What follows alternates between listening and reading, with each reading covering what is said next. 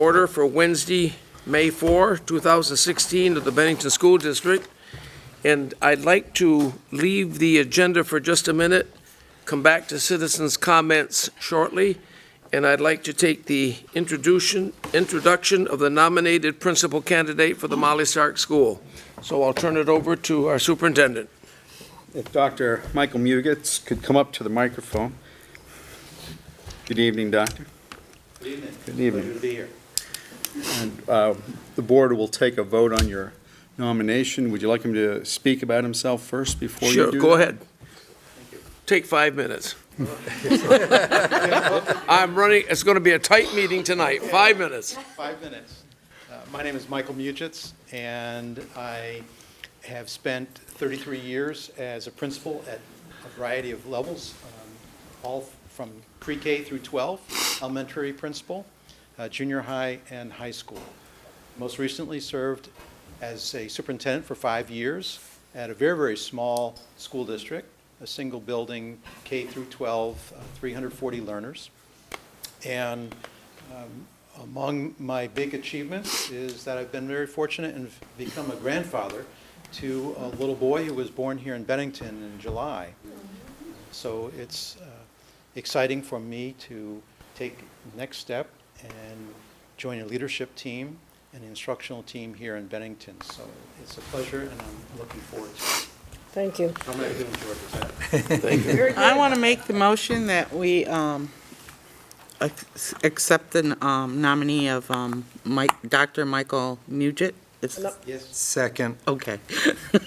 Do we have a second? Second. All those in favor signify by raising their hand.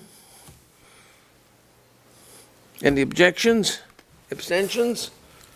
You're going to have to forgive me if I say it Welcome wrong. to the group. Congratulations. Congratulations.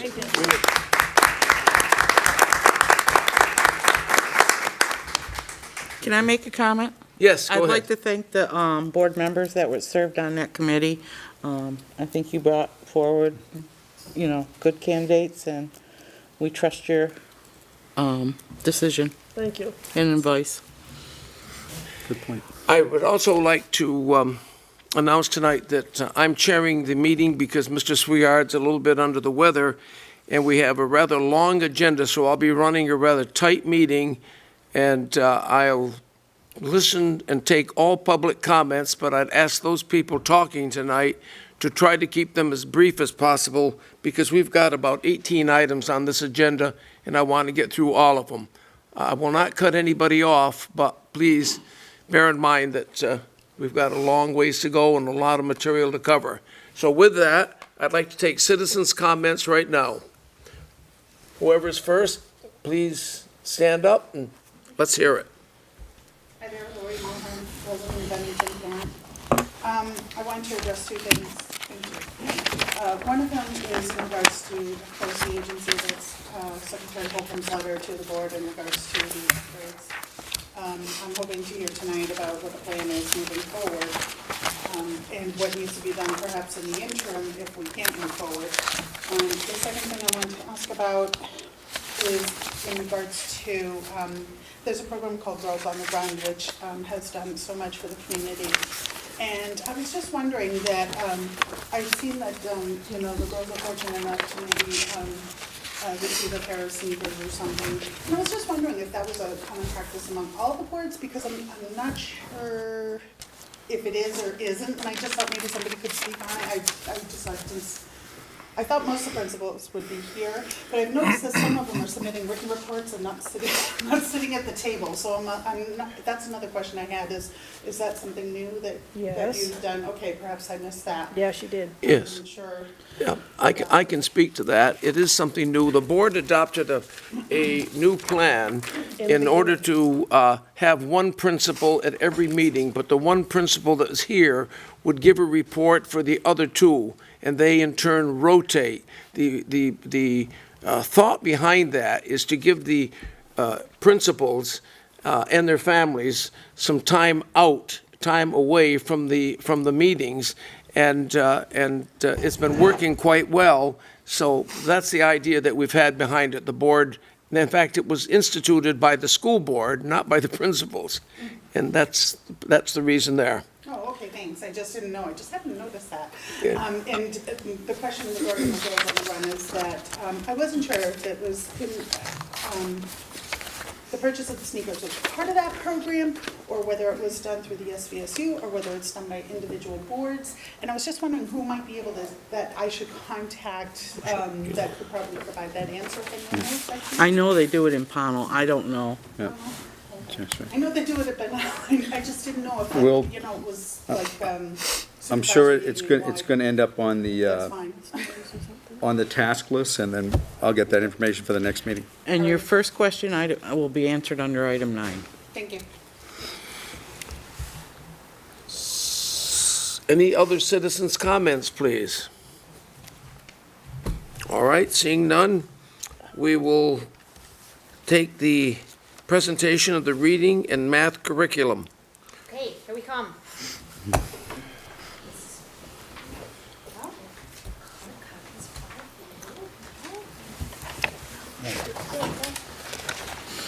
Thank you.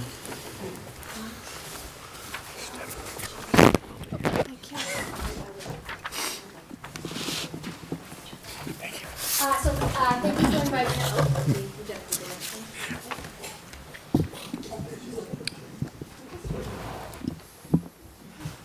So thank you for inviting us. You had asked for a presentation on math and reading instruction in the BSD. We catered it specifically to the BSD, although it does involve the larger SBSU. So I'm Laura Boudreau. I'm the Director of Curriculum Instruction and Assessment.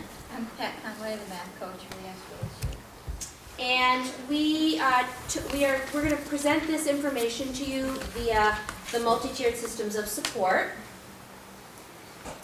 And I know this has come up before, so we want to continue to give you good information about what that means. So we're bound by the Educational Quality Standards in Vermont, and one of the standards, 21215, is called Tiered Systems of Support, and it basically asks us to set up a tiered system in all of our schools. And it basically helps us develop a consistent instruction that benefits all of our students.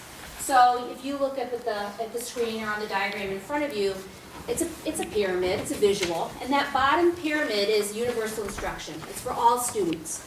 And we have components of math and reading that we'll share with you in a minute after that good first instruction that we provide for all students. The middle level is called targeted instruction, and it's more support in a targeted area for some students. And we base that decision on data that teachers collect as they're teaching kids and working with kids. We also have some benchmarking tools that we use as well.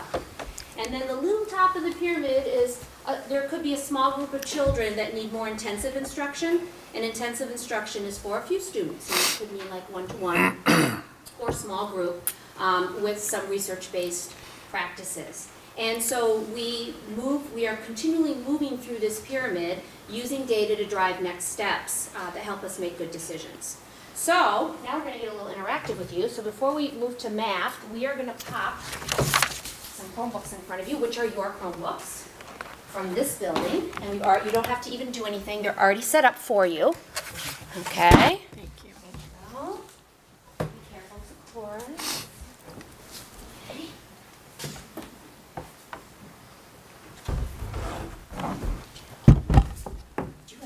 I think you had it earlier. We're going to give you one. Oh, yeah. Thank you. One more.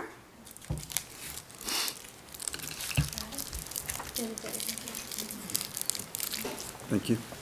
So we just, before Pat jumps in about the math piece here, we want to point out that we reference this, or I reference this, the SVSU website in the curriculum tab.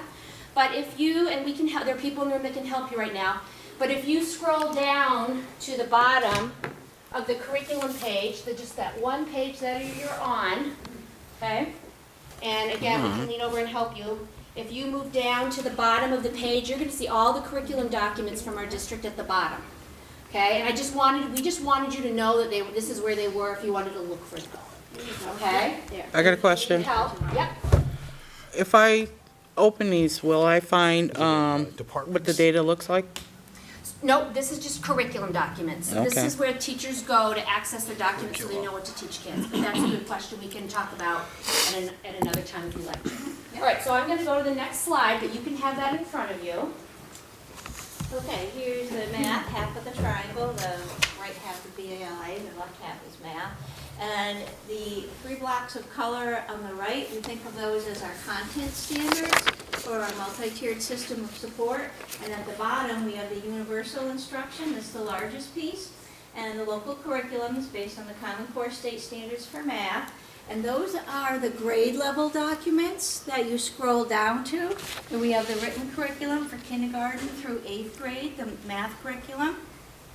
And there are 6 BSD members that sit on the 19-member math curriculum team that help to develop and continue to revise their curriculum documents or living documents. And we have our primary resource is our Go Math resource for all students. And then the supplemental resources are vetted and reviewed by the math curriculum team. Our middle tier, our targeted instruction, that's the small group instruction that can happen in the classroom or outside the classroom. It can be teacher-led or it can be led by an interventionist. And the BSD has 12 interventionists. Just for math or in general? Both ELA and math. Okay. Some interventionists are specifically math focused, some are ELA, and some buildings use their interventionists for both ELA and math interventions. And at the top, we have our intensive additional instruction. Yeah. No, that's. Who's most likely gonna look like one-to-one is more time. Yes. What's ELA? English language arts. Okay. I was thinking of English language as a language, whatever.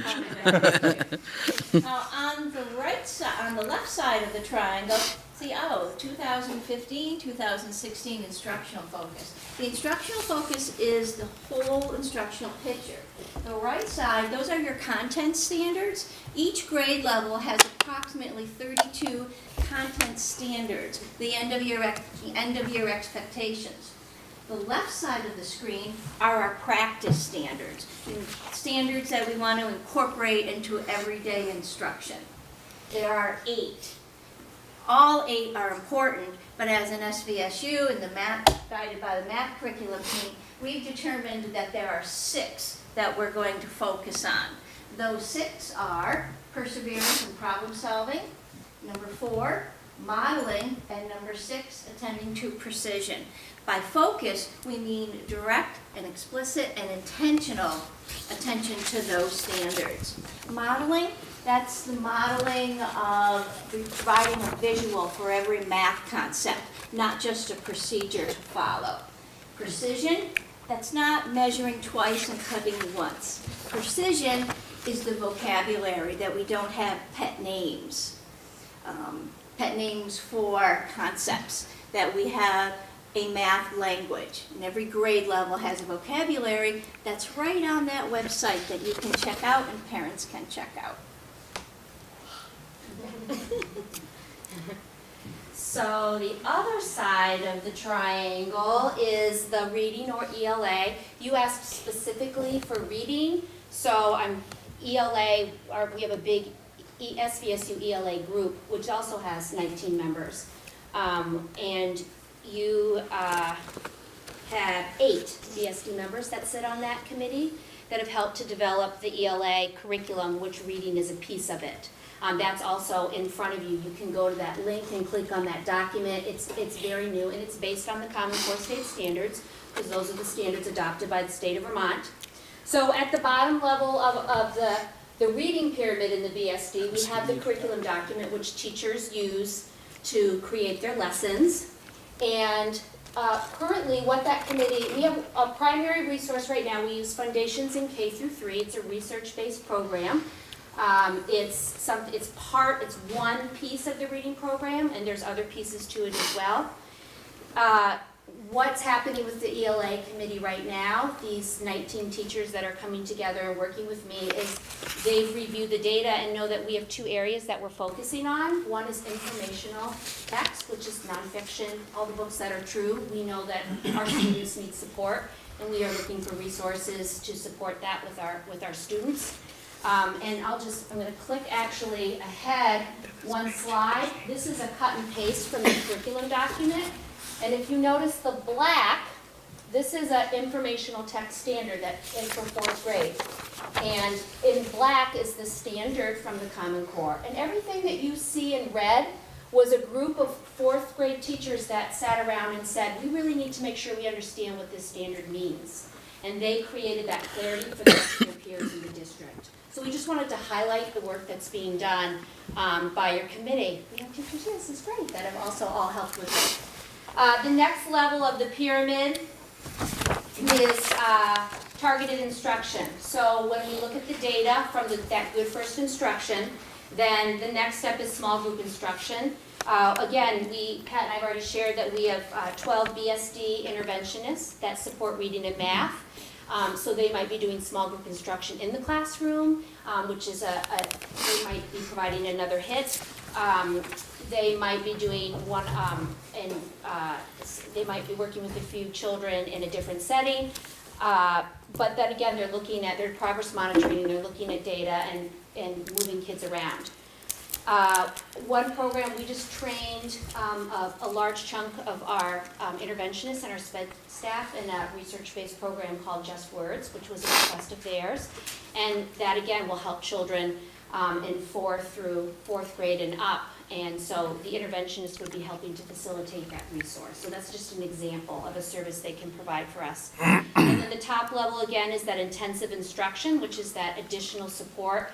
Maybe a one-to-one setting is required if we notice that the data is still showing that a child needs more support with a particular standard. So again, you'll see, if I go back one, the 2015-2016 instructional focus for this area is, again, informational text. My example that I gave you, just to highlight for you, I ended my classroom experience in 4th grade, and this was a standard I was working on with 4th graders, and it's all about taking 2 informational texts and having students look at both of them to answer questions. And when I ended my career in 4th grade classroom, I linked nicely to social studies. That's something that happens a lot at the elementary level. And I wanted to link with the social studies standard. And so we were studying Ben and Jerry's because 4th grade is Vermont. And so we were studying Ben and Jerry's. So I had them reading a passage online about Ben and Jerry's. And then I also had a book, a Vermont book, and so, but I was looking at this standard to make sure that they were comparing, finding common details, comparing the text to mesh together to answer a question that I had raised. So just to give you a little bit of an example of kind of what's happening. So we wanted to keep this very short and simple for you. Because we wanted to give you a little bit of time to ask us some questions. I will tell you right now that, because I heard questions about assessment, the SBAC is happening now, in this moment. The window is open, so please know that's happening in all the schools right now. And it's the end of the year, so there's a lot of that end of the year data we are collecting in this moment and look forward to sharing with you in the future. Okay, questions from the board? Yes, Jackie? I really like the essential skills and knowledge piece. I was wondering if you're going to add to that and put an assessment piece. In other words, how do you know if the child has? So those are the words I live by. In the simplest of forms, most of my work since I've started this position has been all about what do we want students to know and be able to do. So all those curriculum groups that you see meeting, that's the question they're answering. What is it we want students to know and be able to do? And we look at the standards that have been adopted by the state of Vermont to create that. And once we've reached that, Pat's group's a great example that they're now looking at how will they know if they have it. And those questions are everywhere. We keep it really simple. Not just common assessment, and these are summative assessments at the end of study units that here's an example of fourth grade. Starting in the fall, second grade and third grade across the SVSU will be meeting with Laura and I at central office, and we will be in a monthly meeting. We look at the standards, we look at a common assessment, and review the results of that. And what will we do is students will have this idea, it's almost like a lesson study type.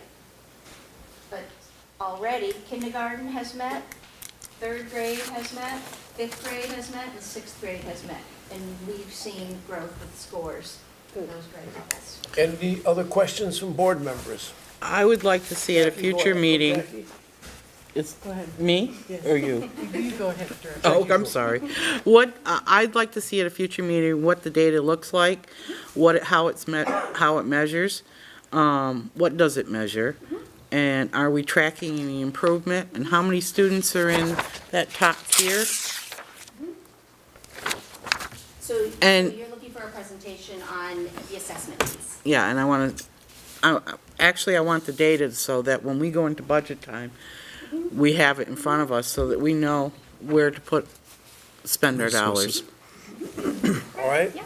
Jackie, Well, she asked my question. All right. Thank you very much. any other questions from the board? Right on the mark. Thank you, ladies, very Thank much. you Thank very you. much. Thank you for having us. Thank you. Thank you.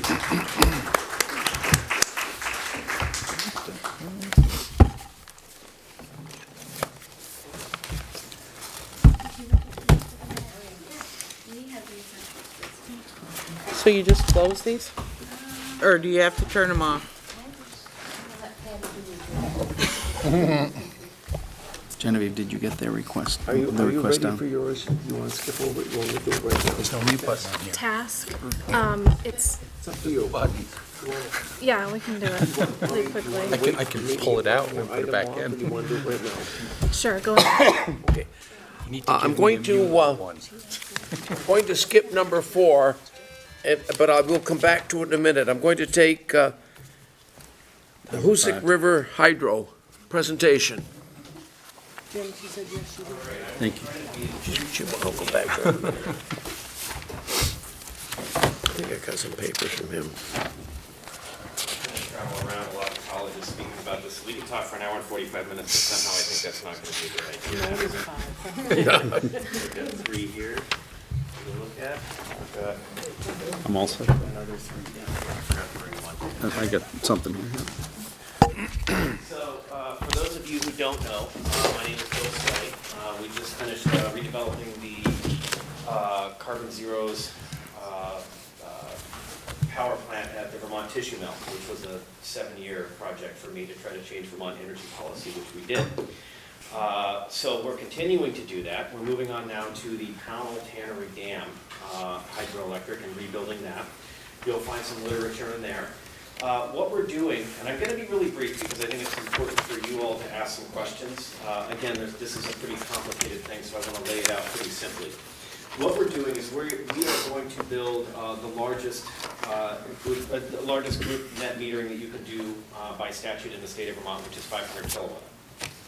Where we begin to diverge from other technologies is at 500 kilowatt really is the horsepower, actually a direct function of horsepower. However, different than solar, we're not running 4.2 hours a day. At 500, we're running 24 hours a day. So we end up with generation that's about 6.5 or 7 times the actual power that we need to distribute. So we're building much larger net metering groups. Our meter quite literally runs backwards, generating kilowatt hour credits. We then need use meters, which is why we're speaking to you. And it was actually Cindy Brown-Apple mentioned to me, we were talking about education and different things like that, and she's like, you know, we've got people going through Vermont Tissue all the time, college students and just students all the time, maybe we should try to build this as an educational group, which really kind of kicked something off for me, and I just booked a school in northern Vermont that's driving down in 2 weeks to come and look at the site. So we're trying to make this really all about the schools in the area, because there's a really tangible educational component, so that yes, there's financial savings, but there's a big added value to this that we can provide, and I think it's something that's actually really important. We're starting to redevelop and re-engage actually our oldest technology, which is hydroelectric power in the state. So what we're doing is we're offering this to everybody in the supervisory union. We then need to look at where we are as far as use versus how much we're going to generate, because the way this works the best is if you match the use, the amount of money spent, like just slightly less than what, or slightly more than what we're generating. So we'll want to look at that. So we're offering you the opportunity, we'd actually like you to make a motion to allow the chair to go ahead and proceed. And then we will engage all of the different schools and decide what the best formation is of this once we have everyone together. The best way to describe group net metering, I mean, I've already explained that that we're generating kilowatt hour credits that we need to appear on somebody's bill.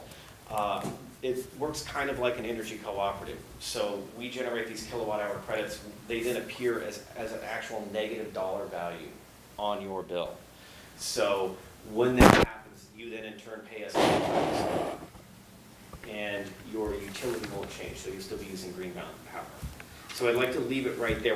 There's no obligation other than executing the contract. We're not asking for any money or anything like that. And so do you have any questions? Yes. Questions from the board? Jackie, go ahead. What is it worth to us? In other words, if we go ahead with your project after we make the initial nod, saying, yes, go ahead and let's see what happens, what do you estimate as the viability for us as a school district? In other words, would we reduce it by 5%, 10%? You would reduce your bill by 5% of our generation, which then we would slightly place under. So we're shooting for about 4.95% reduction in your electric bill.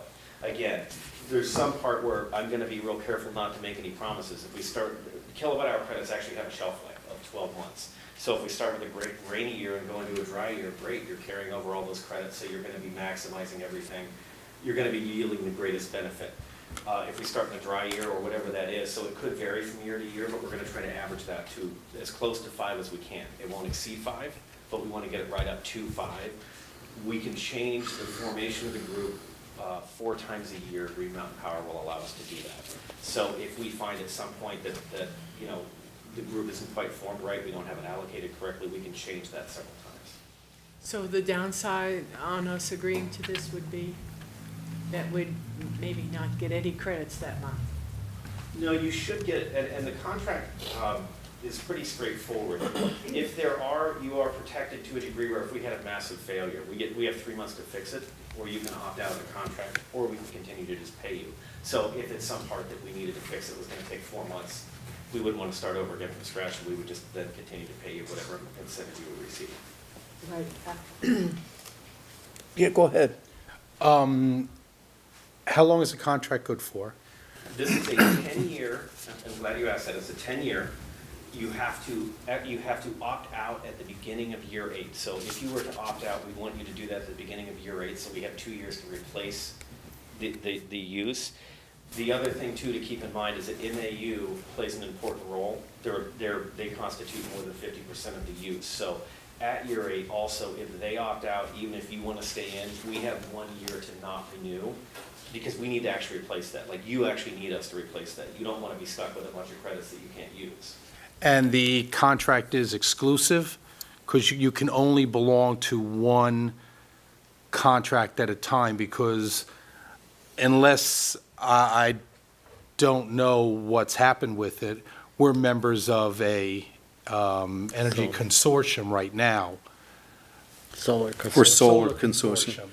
So I don't know. We did have that reviewed with the attorney. That is a commitment. We couldn't enter into an other solar consortium, but we can into a hydro. So, and we just have to inform them, which we would do. So there's no provision. Well, we can't be members of 2 different, granted, that's solar, yours is hydro. Can you be members of 2 different programs at the same time? That's a very good question. So I was hoping it was. You have 3 meters, I believe, is that right? Okay, so each one of those meters can be in its own group. At least 3. So we may find in the end that the best savings is that something happens where you have 2 of them on a solar and 1 with us, so that you can still tie into the educational thing, and that's the best situation for you. Oh, okay. But yes, it's done by meter. So yes, you could actually be in 3 different groups. However, 1 meter can only be in 1 group. Oh, so one of our schools would then be part of the hydro one, and we could leave the other two on the solar consortium? And that's the discussion we need to have. Once we know that you're willing to do this and we're gonna move forward, we need to figure out the best formation so that all of the schools really are getting the most benefit out of it, including the educational component. Jackie? If we make a motion to move forward, what does that mean? Are we signing a contract? Not Because right I now. haven't read it. No. Right now, the contract's being reviewed by council. Yes. Is that right? So it's not ready to sign yet at this time. anyway. All right, but we can, You'd have to, yeah. Well, the motion is to authorize the chair to sign the contract when it's ready, if you agree to join the consortium. That's how the motion has been reading at the other school districts. I have a problem with that until the next meeting. I wanted to ask, what other district, you've covered the other districts? With the Pownell? exception of one at this point in time, yes. Yeah, you haven't been to Shaftesbury yet. Correct, but they actually called me 2 weeks ago and asked if we would come and speak to them. I don't want to avoid taking this to somebody just because of where their monthly meeting falls, it's inconvenient for me, so we're offering it to everybody, so Yeah. next week we will have hit everybody. Any other questions from the board? I only have one comment. We haven't read this, so I have a problem making a motion to allow the chairs to sign it until we read it. I will make the motion next month. Okay, that's fine. But without reading it and knowing what's in here, I think it's a terrific program, especially with we did talk, but with the educational component, I think it's terrific. and I really like the local part. Yeah. So, do And I we used have to a live by motion? the tannery. No. I said I would like to hold the motion until the June meeting. But if anybody else wants to make the motion, that's fine. Can we hold it in terms of time? In terms of time, I will tell you if it's still available, I will definitely allow you to join in. But at this point, we need to. Oh, it's limited as far as, It's only limited in that I wouldn't take it away, it's just that we'll need to sew this up by contract and make obligations to people fairly soon. If that doesn't mean you can't get in, it just may mean that we may not be able to put all meters in. So can I redirect this question to the chair? You can make the motion. So if we make this motion tonight that you could sign it as chair, or Ken could sign it as chair, and would that be within a month, or would it be after the month? When would we want to execute this? Is that what Yes. you're asking? Uh-huh. I'm thinking in about a week to 2 weeks. It's not tomorrow, but we need to really wrap up within the next couple of weeks. I think we should make a motion. Is that a motion, Jackie? Yeah, well, I'd like to move that we give permission to Ken to sign this agreement. And I will second it. Second discussion? I don't know. Any discussion? On the decision that we all agree that the contract meets our standards of what we want. I'm confused. So, the public can't hear the Jackie, go over that again so Geraldine gets it. Sure. They can't hear the I'd like to microphone move on the that, TV. that Ken looks over this contract and give permission to Ken to sign it when it comes within a week or 2 weeks. So, because my reason here is that, why not? Because we already have the solar one. And if we're allowed to have two, then this is a very viable one. Yes, it is. And so I don't want to stand outside the gate, because this is a local thing, and we support local efforts, and we support people who are within our community. All right? yeah, thank You you. second that. I'll second it. Any more discussion? All those in favor of Jackie's motion, please signify by raising your hand. I'm abstaining. All those opposed? Abstentions? It's not carried. because I'm against it. All right. I noticed that you had in the presentation or a paper that you sent out that some people could go over to the old paper mill to look at that operation. Is there a particular time or day that maybe the board members or any interested board members, I'd like to see it, and maybe some others would like to go also, but is there a time that's more convenient for you As long as I plan it ahead of time, that's fine with So me. why don't I talk to Bill, because we've been in communication, because it might be some of the other boards who might want to do it. Maybe we can find a day, and then That we could- I can send that out to all board members, Good. that we could do a tour. That's an idea I like, and maybe I can bring some coffee. But yeah, Okay. let people go through it. Look at All it. right. You had whiskey there. Thank you. That's not much. Thanks, Bill. Great, thank you All very right. much. Thank you. All right, Bill. Okay, moving along. Task list from the last meeting. Geraldine. Okay, we have already had our curriculum presentation, so that was on last month. I wanted to know last month about what was mentioned in the Code of Ethics, about what other school boards might be doing in terms of surveys or, Yep, I have information in my Communication. report. I can give it now, or wait till the superintendent's report? I'll wait for your. Okay. That would be fine. And then the phone system upgrade, what we're talking about in the technology report. Frank Barnes is here to discuss that when you do the Number award 7. phone bid 7B. Okay. That'll be And discussed. are we still talking about after-school transportation? Do I have that? Was that not That on would be there? Bennington. No, Yeah. okay. Okay. All right, well then No. we're good. Okay. Is that it? Yes, Okay. thank you. Bennington Elementary School Gym Project. And we have Jerry's here for that. Jerry? It's to replace the windows out here on the playground side of the gym. We didn't have that even in the project that we were doing for those windows, and there's a lot of rot, and, I just figured we better move on with it, because it wasn't in the other project, and we did budget money in this year's budget that we're in right now, so it'd be a good time to get that on, especially, I think they're gonna get out of school a little bit early. And the quote is in the packet. Yes, it is. The quotation is in the packet of material that was sent to you, but board members want to look at it, and we should take action on that this evening. I would appreciate it.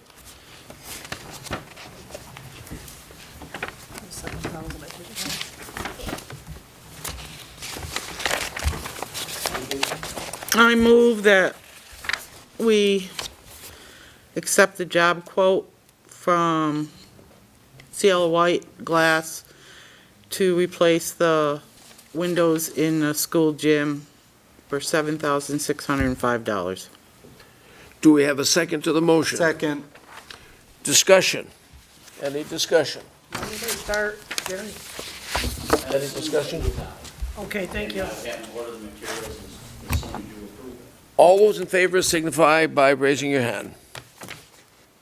Those opposed? Abstentions?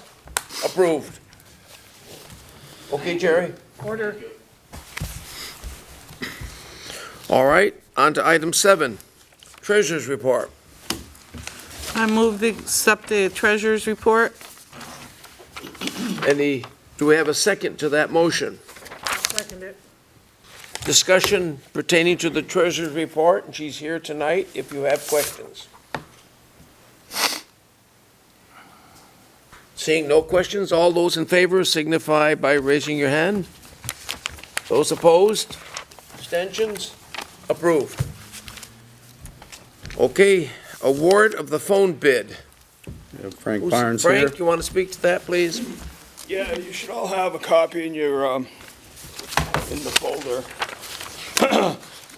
Essentially, in next year's budget, in FY 17's budget, you have money for doing speaker systems in your hallways, and there had been a request to have consolidate the phones so you can do like one public address announcement through the phone system and only do one rather than in some buildings you have to do up to 3.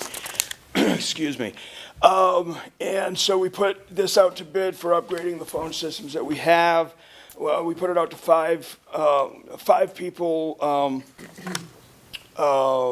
requested to see the RFP. Only 2 bid on that project, Carousel Industries and Telserve.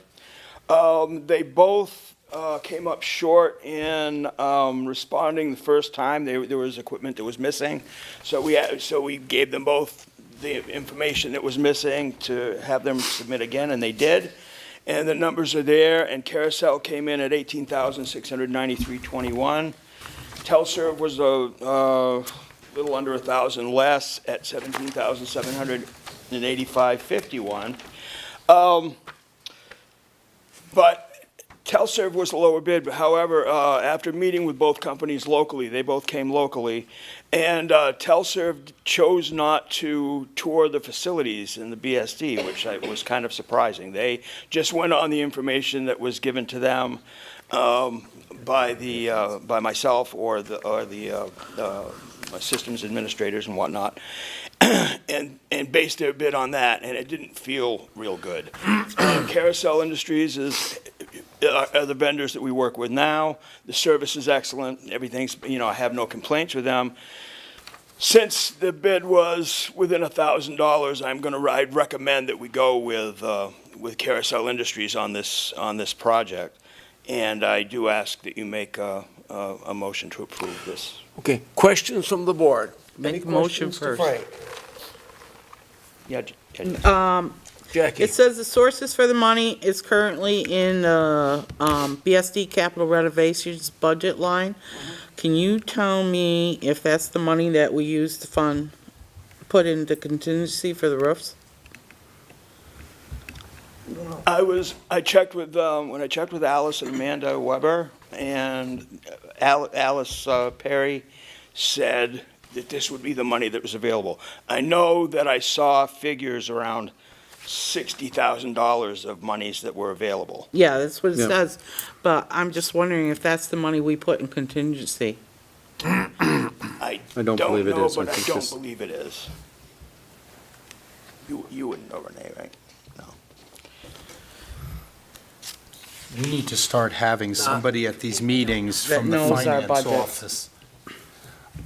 I want that required at every one of our meetings, that there's somebody present from the finance office. I'm not gonna hold it up, I just wanted to make sure, I just wanted to know. I mean, I could check and, I mean, if we have leftover money, it could be taken out of that, for that matter. Frank, why don't we do this? Let's take a vote contingent on the fact that the money's in the budget. okay, But that'll save us a month. it's fine with me if it's fine with you. All right. I have another question. Go ahead, Jackie. When they put in this system, because I was at school a week and a half ago where all of a sudden we had a call and I couldn't hear what was said, but all the kids knew and they all huddled in the corner and got away from the doors and windows, but I really didn't hear it. So my question is, will this new system go into all classrooms with more clarity? How about restrooms? How about other places in the building? Is it just isolated to classrooms? This particular part of the system, this is sort of like building the back end and the support to put in the speaker system that will go in next year. So this is just getting us ready to be able to put those things into the individual classrooms and the hallways. Nobody asked me about a bathroom. Outside. I don't know. Well, And outside, I outside. believe not. So that they would be able to hear it on the playground, because, in a K through 5 school, at any time, there are kids out on the playground. What we could do, since that's FY17, and we haven't put out an RFP for that whole thing yet, we'll include that as part of the, part of the requirements. Oh, well, I would think all of these are under a safety issue, and Yes. and I think that we should fund the whole project. Yes, in order to get ready to move forward with the rest. And actually, one of the reasons that we're requesting this now is because because there is money in the budget to do this back-end work now, rather than wait until next year. So all the rest. I can help you out on this. Sure, dear. This is just the phone system part. What you're talking about is an addressing system, a PA system. which I've already talked to the principals, and I think we budgeted money in Yes. next year's budget to Yes. do that. So this is the phone piece of it. The other piece is the PA system for security, like you said. And we have talked and had people walk through the buildings to take and put them outside in all the classrooms and all the hallways and stuff. Because I agree with you on the phone system. It's never been adequate for a PA system. Right, so, and that's, again, why I'm saying this is the back end. This is so that that system can tie into our phone system. So, we have to upgrade this the first. principal or the secretary, somebody in the office can just make this call? Yes. And it goes to the classrooms, and in 2 years, it will go all over, just from one phone? Yes, that's the point, yes. Any other questions from the board? Okay, can we get a motion? I thought we made the motion. Yeah, well, Didn't get a second yet. I'll second it. We have a second to it. All those in favor signify by saying aye, or raise your hand. Know where it's being paid from yet. We said Contingent on the fact that it's in the budget. it's in the budget. Those, It's from the Against? capital renovation budget line. any abstentions? Approved. Thank you very much. It's worse. Okay, acceptance of the CLIF grant for $25,000. The BSD librarian, Nikki Forrest, is here, who wrote the grant, applied for it. She's going to speak to it. Good evening. Good evening. Hello. Thank you for this opportunity to share this wonderful news. So Ben O was the recipient of $25,000 Children's Literacy Foundation grant called Year of the Book. It is for 2006-2007. We were one of 5 schools in Vermont to receive it. And the foundation only funds schools in Vermont and New Hampshire. So that's really exciting. This grant was actually co-written with Rory Price, who's the VISTA volunteer up at SVMC, with help from our own principal, Jim Law, Jerry O'Connor, James Tremarchi, who's the director of planning at SVMC, and many of our faculty and staff who wrote letters of support and provided input for that grant. And I wanted to thank Donna for doing the grant for me and making sure that all of our data was correct. That was new to me. So the great thing about this grant, the biggest thing, and the reason why I really wanted to apply for it is because they provide us with $25,000 worth of children's literacy programs, support, and brand-new books over the course of our entire school year. And there's 5 goals for the Year of the Book, nothing that I wrote, but what the foundation provides. They want to create a culture of literacy, which ties into everything that Laura is doing for curriculum. So they want to help us create enthusiasm for reading and writing, involve parents and caregivers. So all of the events that we have this next year, we'll be inviting all the parents, homeschooled students, as many preschoolers as we can, to get the free books and participate in all of our programming. Another goal is to support our school staff in all of their reading and writing goals for their classroom, and to ensure that our students have access to high-quality, age-appropriate print materials at home. They're going to provide up to 10 free books per student throughout the year, up to 2,000 books for our school.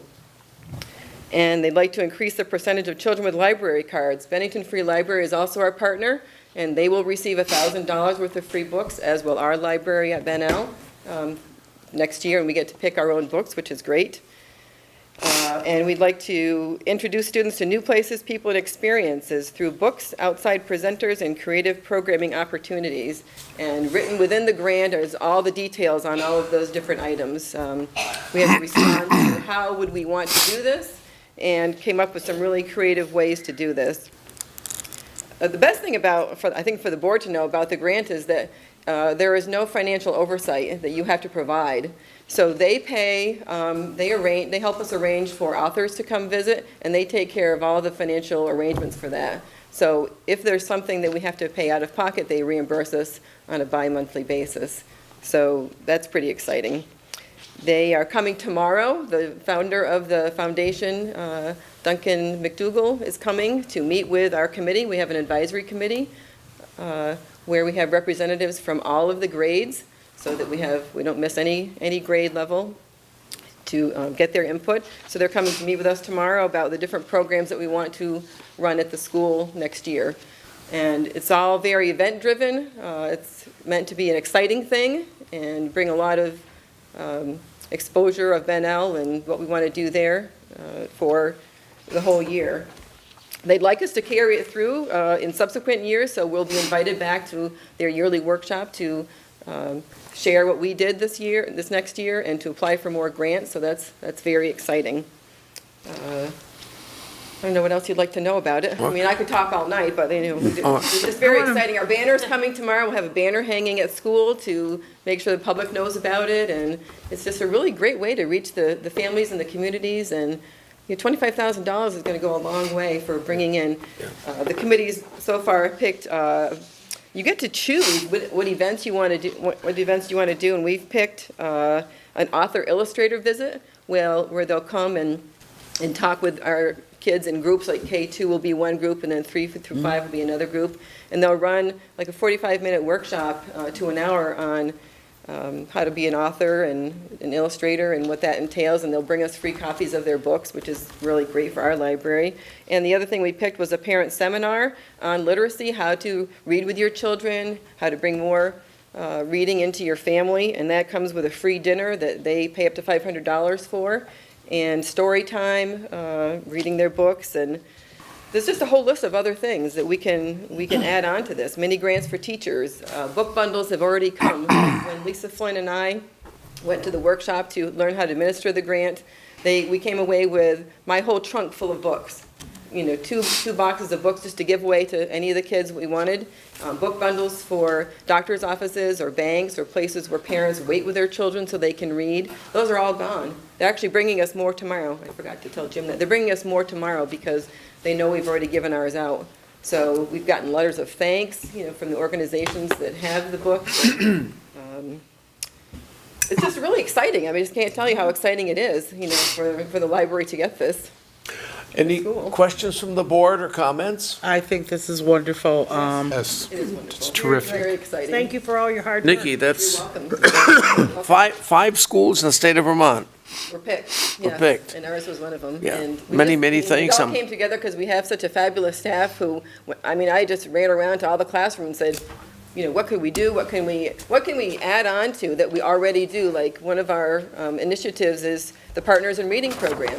So before Mrs. Prandini went and took another job, she and I scoped out what we could do now to start before we even got the grant. And, I had some new books left from the former librarian. She has some new books, and starting in March, April, May, we've been giving away books at every assembly to students who have been reading diligently this year. So we've already started even before the grant has gone on. So we just want to improve on that next year. We want to help the Dr. Seuss night, bring in more people. We had volunteers. We had like 5 new volunteers this past February, which was great. So that's, we want to bring more community members and that kind of thing. So we didn't try to reinvent the wheel. We tried to really improve on what we're already doing and not, bring in a whole new initiative, because we're going to have enough with just their core programs. We have to do a big kickoff event in September. We've already picked the date for that, September 23rd.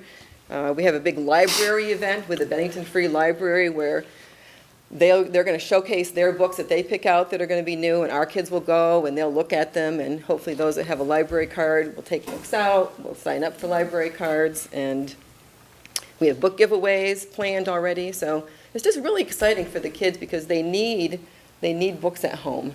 Mm-hmm. And a lot of our kids just don't have books at home. Yeah. Great. And this will help them build up their library. And then our slogan was Bennington Elementary, where family reading begins, because we really thought getting the families in there is key. Mm-hmm.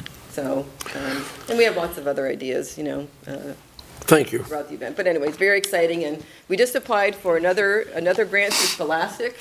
I haven't talked to Mr. Law about this yet, but it didn't require a whole lot of initiative on our part, but I did apply for a $10,000 grant from Scholastic. That's really very competitive. They get about 28,000 applications. So, but there's a lot of great money out there, and in order to build up our library to be a support for our teachers, we have to get some new materials in there. Yeah. I think our library is circa 1982. We have some really high needs for some new materials. Good. So Thank you. relevant. So We anyway, need a, exciting. I want to make the motion that we accept the $25,000 grant from CLIF.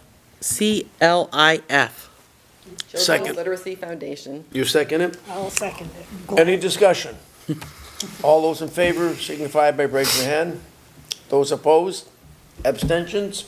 Approved. Thank you. Thank you. And Thank you very much. They are a Vermont-based company, right out of Waterbury. Thank you and congratulations.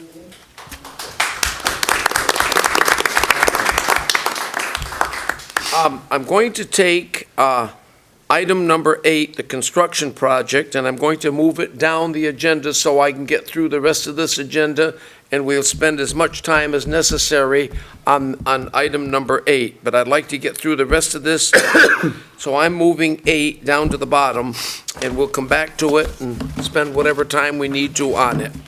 So we're going to take now the consent agenda, which was sent to the board members. Any questions or comments on the consent agenda? I would like, I have a question on warrants. Sure, all right. Question on the warrant. Okay. I was going through the warrants. This is page 1.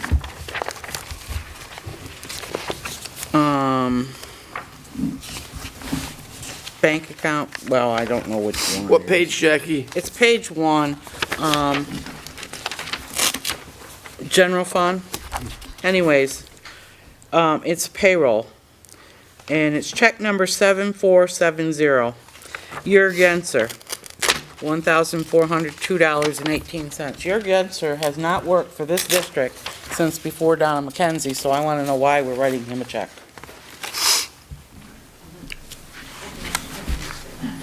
You do have an answer. It was a teacher retirement issue, that they had to put the money back through us to pay him through payroll, so that money came in and then it just had to go back out through payroll. So it was a Vermont teacher retirement kind of mix-up. Okay, Jackie? Yep. Any other questions? Jackie? Are we having summer school? Is this the right place to ask that question? What's that? Are we having summer school? We'll talk about that on the item coming down. Yes. I asked a question at the SU meeting on their warrants about, for Stitchell, Page, and Fletcher, and I still haven't received an answer, so I'm wondering if there's anything in our warrants, because I can't find it, where we paid Stitzel, Page, and Fletcher when the RFP was put in their hands. You might want to say who they are. The Stitzel, Page, and- SVSU attorney. Does anybody know the answer? Jim, Was there can we, anything, was there anything in the warrant for Stitzel, Page, and Fletcher from this? If I they're couldn't not find listed- right, anything, so then there but- wouldn't be anything in this one, in this warrant, if there's no But if line it- item that specifically It is could, listing them. it wouldn't do that, Jim, because it was listed in The SU budget. budget. Yeah. So, you want we would a have, breakdown of it, Jackie? we would be doing a reimbursement, and it Right. wouldn't say Stitchell, Page, and Fletcher. That's why I can't find it. Okay. All right. Jim, could we get a breakdown on that? Send it out. Any other questions on the warrant? Specifically on what part? When you sent the stuff to the, to Stitchell, Page, and Fletcher, our FP up there, and he put it in the AOE's hands. All right. Any other questions? I have a hold on one of the nominations, because we're not ready to make it at this time. All right. On the consent On agenda? the consent agenda, nominations, number 6B, I'd like you to hold that at this time. 6B on the consent agenda is being held out. And we'll have a recommendation at the next meeting. Any other questions from the board on the consent agenda?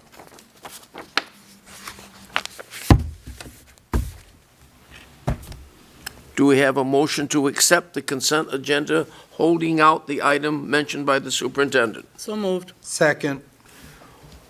Discussion. All those in favor signify by raising their hand. All those opposed? Any abstentions? Consent agenda is approved.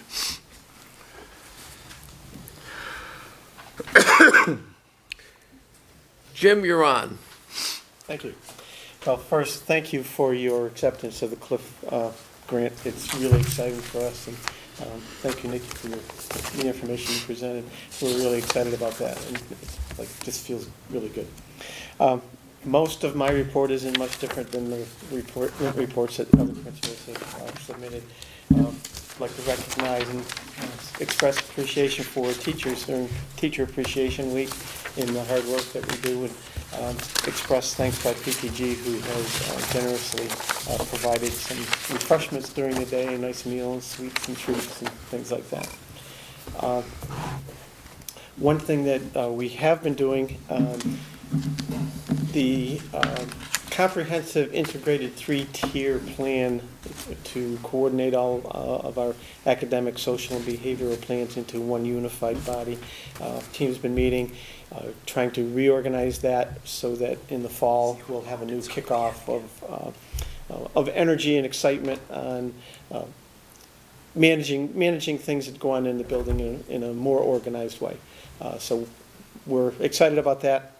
Have good drafts written. We've proposed some drafts to the faculty today and are waiting for responses from them with adjustments, corrections, things that we'd like to kind of look further into. So we're moving forward on that, which is basically a school improvement plan for all intents and purposes. We're in the process of moving up to the middle school, arranging fifth grade visits, and getting kids kind of excited about their new experience that they'll start in the fall. We're also excited about a program that Donna Leap has helped to organize with us in cooperation with Sunrise Family Services. We've organized some parenting support presentations, things talking about routines, stress management, how to engage your child in school more, homework, the typical school problems, and some early ed people and us are trying to make a better connection between younger children, school-age children, making that transition much smoother. So we appreciate that effort. It's being funded through title funds that we've been able to, Donna's been able to kind of forge for us and kind of not manipulate, that would be a poor word to use in a money sense. Unused money that has come from other places that we could apply in this manner. We're working on filling the vacancies that we have with a couple resignations, teachers moving to other districts. We have made a proposal for one that will come up hopefully in the next board meeting in June, and hopefully we'll have the others filled by then too. Looking forward to that.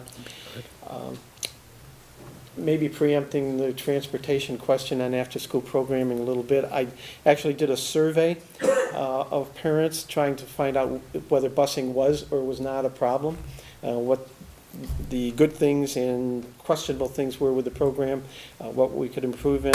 I got about, I don't have the numbers exact right now because I didn't expect that we'd be talking about it, mid-50s in the numbers of responses, so 55 or so.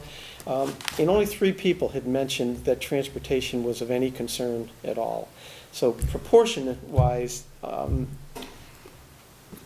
engaging a bus for a very few number of responses raises some questions in my mind about good use of funds. Don't want to say that we shouldn't do it necessarily, but it deserves a closer conversation, at least from the respondents that we got, which I thought was fairly reasonable for a school our size.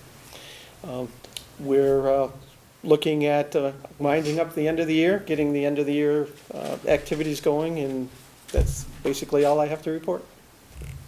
Thank you, Jim. Questions from the board? I just have one question. Can we, and this should go to all the principals, could they let us know what's going on from now until the end of the year? Special things that maybe board members could drop in and look at? Okay. And be a part of? I'll share that with everyone.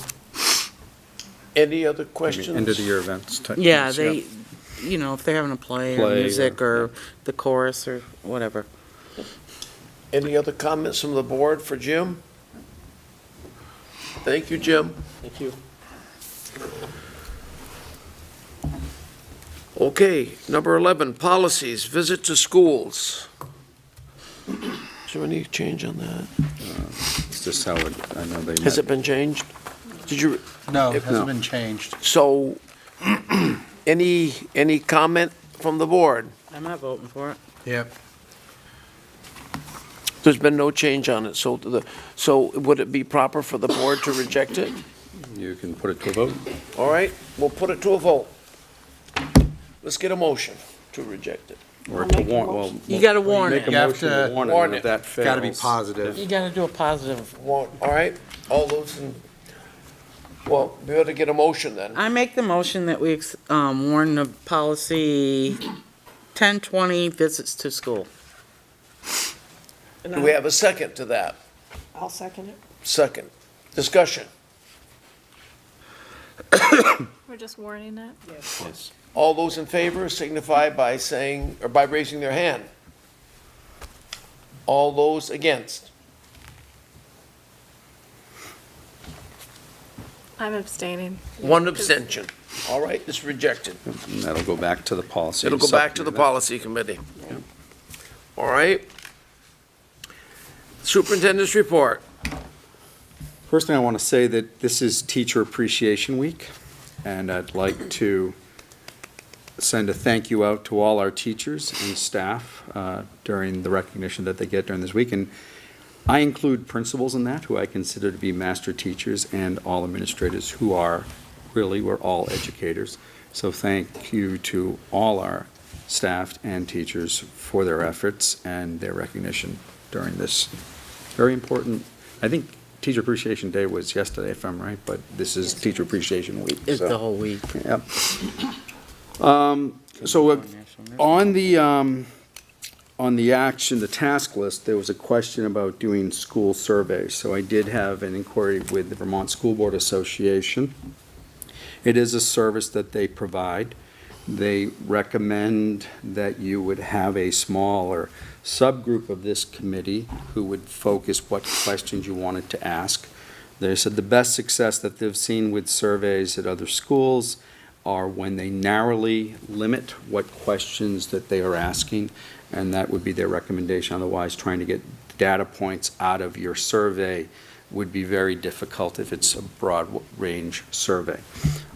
There is a fee associated with that. It's approximately $2,500 and up from there if you want them to generate the survey and have a consultant work with you to generate what that survey is. They said it would take about 2 or 3 site visits with your team that you put together to direct what that would be. Again, the recommendation would be that you put either an ad hoc committee that would focus on this issue that then goes away once the survey is done to direct what is it that you're looking, what information are you trying to gather? So, Very good. Questions on that item from the I don't superintendent? have questions, I have a comment. I think it was 2 years ago, maybe 3 years ago, VSBA at their annual meeting in October, I attended it, and it was all about engaging the community, and this sounds a little more affordable than what I had heard at that time. It was mega dollars to do these surveys. And it could be, I mean, if you hired a consultant who was doing all the work for you and you wanted to run a whole bunch of community forums, I mean, it would go up from that Yeah. $2,500. I think it's a good idea. I think it's past time to survey the community on what they think we're doing right, what we need to improve, how they view our schools. And they did say that if you wanted to pursue this, then they could provide some samples of what surveys have looked like at other schools that we could look and see what direction you wanted to focus on. Yeah, I mean, I think it's well past due. Oh, it's always good to do. And- Because I was when Kathy Marcoux was working here, we were talking about it with So her. like a school climate survey or some community expectations. All right, questions from the board? Jackie?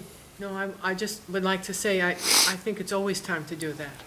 You know, maybe even every year, or I'm sure we can't afford it every year, but this sounds like a wonderful Yeah. thing to do. So my suggestion would be that if there's board members who think they want to serve on that ad hoc committee, they should email the board chair, and then he could appoint that committee at the next meeting. That would be, All right. all right? Anybody on the board interested, please send it on to Mr. Swihart, Ken Swihart. How many members can you have on it from the board? I think you might want to limit it to that you don't end up with a quorum of your full committee. Email, that's 3. Yeah. 3? What is the Do we committee have? name? But we let- might, let's we see might want if to we expand have- and do put we like a have 3 principal people that on. wanna and be so- on it? yeah, What is the committee named? It's going to be an ad hoc committee for surveying. Ad hoc. Yeah. Are there 3 I mean, we'll come I'm up try- with just an trying to ad hoc. short circuit this thing and see if there's 3 people. Yeah. If there's only 3, Jackie Kelly, Yeah, I'd like to be on it. you want to be on it too? I want to be on it, but I don't know if I have the time. I'll try. All right? You got it? Genevieve, Jackie, and There's Jackie. only so many jobs I can do. All right? All right, then we do. We'll, All right? What else, Jim? Go ahead. Emailing Ken? Yes. We are emailing Ken, so. 3. Yeah. Yes. so the last day of school is scheduled for June 13th, which is a Monday. And it is not an educationally sound practice, in my opinion, to bring students back for one day in the beginning of the week. So, and not a because, full day, is it? because we didn't use, it isn't at the high school now, because we didn't use any snow days this year, that's one of the reasons we're in that. So the proposal that I'd be making to the board is that we can consider making June 10th, that Friday, the last day of school for students. We would still be 4 days over what is required by the Vermont Department of Education for our students to attend school, and staff would still report on Monday the 13th, but our last day for students would be June 10th. This would not become final, and I should say this because, the public could be watching until we go, because of our transportation is consolidated, until all boards voted to agree on that, it wouldn't become final, but you're one of the first boards up. Doesn't really, it was in Woodford earlier this evening, it doesn't really impact them because they follow the high school schedule. High school's not running buses on that 13th because the 13th is the makeup day for high school students, so they would have they're going to have very few students in attendance that day anyway. So I'm asking the board to consider making June 10th the last day of school for students, contingent on all boards agreeing. Are there any board members that have any objection to that? Nope. Okay, I don't think we need a motion, we agree. Okay. Thank you. Thank you. Another item? Last thing, some of you went with me to an Act 46 meeting down in Brattleboro a week ago Monday, Yep. and I found it an informative meeting. One thing that had came out of that meeting, and then the supervisory union school board agreed that they're going to double the size of their Act 46 study committee to include community members that match the number of members they currently have on the board. So, for example, Pownell has 1 person on the study committee, 1 board member, so they're going to select 1 community member. Bennington has 3. Bennington's going to add 3 community members to join the discussion on Act 46. The process that the Vermont School Board Association has recommended, not just the Vermont School Board Association, the consultant, Nikki Self, who works for the conglomerate of agencies that are helping to orchestrate Act 46 implementation, is that you solicit, the board solicits from the community, like through this meeting tonight, we're making known, and probably an announcement in the paper that for people in the community who are interested to apply, and we're going to outline how that would happen. We suggest a letter to the board chair that they wish to serve on this committee, and by the June meeting, then the board would appoint who those 3 members are, and we're looking for diversity on this committee. We have 3 school board members, so maybe someone from the business community, someone. It's open. What their suggestion, though, is to try to increase the mindset and opinions that are on the committee so that we get as many different and diverse opinions on it as possible. All right. So, I will merely say that if there's anybody in the community that's watching or here in the, wants it, to please submit a letter to Ken Swihart, Chairman of the Bennington School District Board, as soon as possible. and they can send that to the supervisory union at South Stream Road. Yes. In care of Ken, that's where it could go. And we'll make our decision at the June At 1st the June meeting. meeting, yeah. All right? May I make an additional comment? Yes. Sure. Perhaps some kind of a form could be on the website, We could, so that, people could just fill it out on the website and send it in to you. we could do that. We are gonna put the announcement on the website once, but we could do that too. Any way we can make it easier that people can express their interest to us. A couple of other things that are worth noting from what came out of that committee is, and I know I repeat myself a lot as I go through all the different board meetings, but the notion of, let me address the two communities that, North Bennington and Shaftesbury, that have considered leaving the supervisory union and maybe going, joining another school district. What we heard from that meeting is that is possible, but there is a quick moving clock on that. It would be July of 2017. And the process would be, and I'll use Shaftesbury, if they wanted to leave the Mount Anthony Union District and the supervisory union, they would have to have a public vote. They would need to first attain legal counsel to draft what that vote and what that would say, have a public vote. If it passed in the town of Shaftesbury that they were going to leave Mount Anthony Union, then a vote would be scheduled in all the other communities that make up Mount Anthony Union School District and Supervisory Union. And if one of those towns votes no, then they will not be able to leave the Mount Anthony Union School District. That's the process that's always been outlined to leave that. So if that's a process they want to use, it has to happen rapidly. So that's one thing that we learned at that. The other is, we've heard at a lot of our public forums about alternative structures, and there are two different kinds of alternative structures in the law. There's approved alternative structures, such as a side-by-side or how Mount Anthony is currently structured, that type of approved alternative structure. One thing that we'd had a lot of discussion at our public forums was about an alternative structure for those school districts that do not voluntarily merger, and that's how it's written in the law. Our thought of many people was that we are already consolidated in so many ways right now through the supervisory union, sharing resources such as technology, curriculum, transportation, special education, administration. What was clear to me and was stated that day was that was put into the law for school districts that aren't already in a formal structure.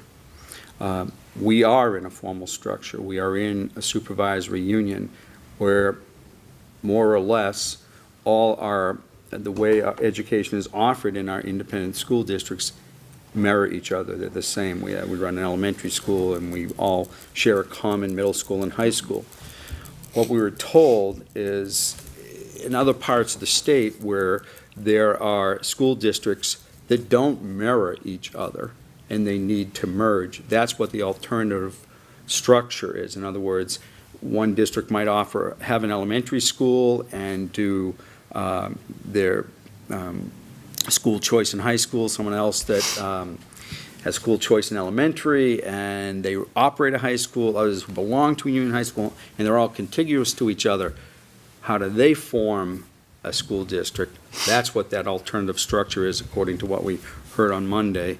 The executive director of the Vermont School Board Association clearly stated that does not apply to us. And we could have a different opinion of that, but that's what she stated on at that meeting in Brattleboro.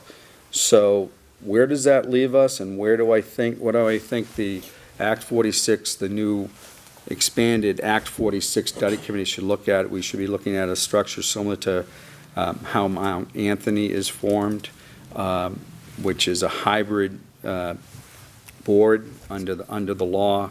It's made up, it is district-wide with seats reserved for individual towns, and I think that is going to be the focus of where this study committee is going. Once it's together, we'll start to discuss, because there's a timeline on that also of July 1 of 2017, that would have to happen. We do have a commitment from a consultant now. My preliminary, we have a meeting scheduled for The 16th. 16th, which I keep saying is the 15th. I don't believe he's going to be available for that date. He might prefer, from what my first conversations were, to wait till all new board members are present to begin that, so. Who is it? It's Stephen Sanborn, the gentleman who was at the meeting that day. Oh, the guy that was at the meeting? Yes, yep. Questions, comments? Well, what does that, what does it mean when all school board members are present? When, When we're expanding the study committee, so it's going to double in size, so when the whole committee. when the whole committee is newly formed with all new members, including a representative from Mount Anthony. So that'll take about a month, Jackie, to do. Where are you getting in the Mount Anthony rep from? We're going to ask the Mount Anthony board. It has to be a BSD. Yeah. It has to come, one of us has to leave to get a Mount Anthony rep. Because, Then the numbers will be all off skew. yeah. The Mount Anthony rep could, you mean if they came from another town? Mm-hmm. Well, what they told to us at that meeting, we're supposed to, the proportionality is not, etched in stone at this point, like when we made a full committee, so that we're to adhere to the proportionality as closely as we can. So, I mean, as you know, one of the proposals they said was to, as the BSD considers who their 3 community members may be, that if you appointed a community member who from Bennington also happens to be an MAU rep, that would help answer that. And That's my preference. Yeah, and the other was from the SU meeting, was to give the 15th seat, because if we double, it's 14, to give a 15th seat to an MAU member. But that's probably going to be once that committee gets together and decide that, so that one.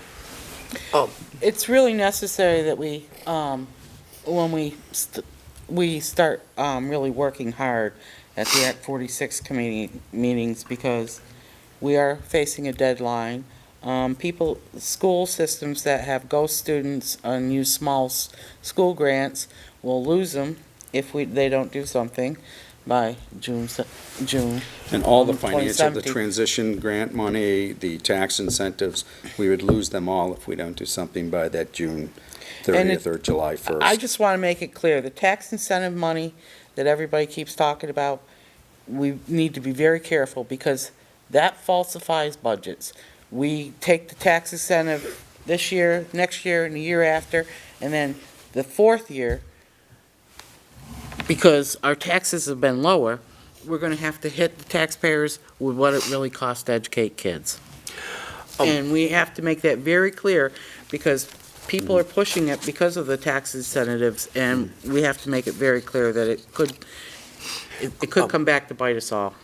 Or it could, because of the merger, it could be less. And Let's be hopeful. Jackie, going back, and Jim, to this,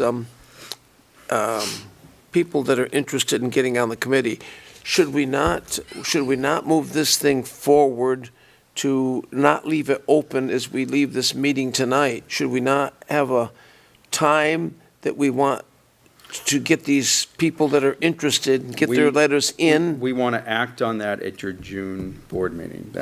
So in other words, anybody interested, we've got to get those letters in so that we can So we can act at them on the June meeting so that they can attend the June Act 46 meeting.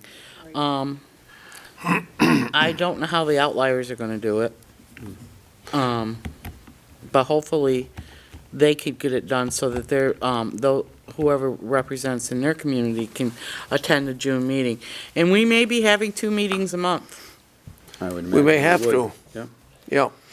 All right. So as it is, so it's important for anybody interested to get these letters in, right, Jackie? Yes. All right. So do you have a deadline? Any other Well, questions? we have to have them by Yeah, June May. 1st so we can look at them. So, So I'd say by the end of May. that's the deadline. I would say the end of 30th of May Yeah, is deadline. Is that what it is? Yeah. Is that what we're saying? That's fine. Deadline? 30th May. 30th of May is the deadline. All right. And that's it. it's a holiday. Is that Memorial Day? Yeah, it's going to be the day you're off. Yeah. Do we have any down here? Committee board meeting No, I don't believe reports. there's anything. So we want to go now to The food service committee at the SU meeting gave it to the Abbey Group. Abbey Group was awarded the food contract. I'm invisible. I'm sorry. Okay, Gene, go ahead. Food Service Committee went ahead at our meeting, got everything finalized, and then it was presented at the SVSU board meeting, and the first of the 5-year contracts was approved for the Abbey Group.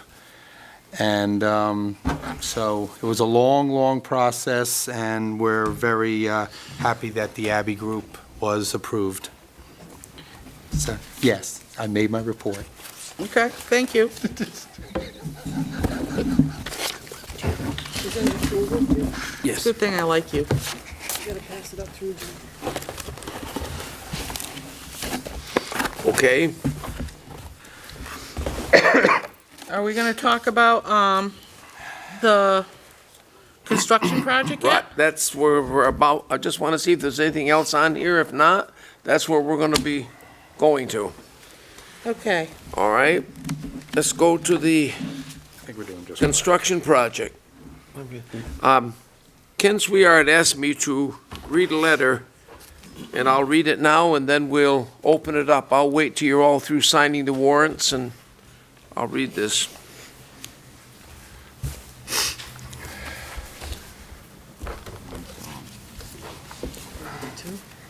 Yep. Yeah.